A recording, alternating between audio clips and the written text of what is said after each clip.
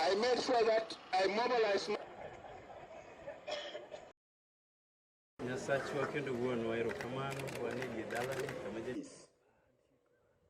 This is our stand.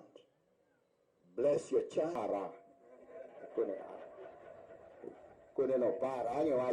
I know that you guys. It's a war which is aimed at dealing with an evil called corruption. Because corruption is diverting public funds into private hands or pockets. Money which will be used to buy medicine for the children. Money which will be used to pay salaries for the teachers.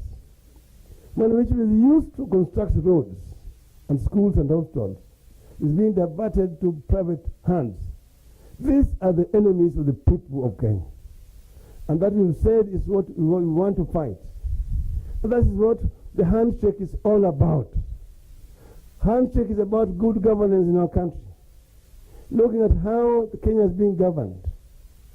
What is it that we can improve in our governance structure?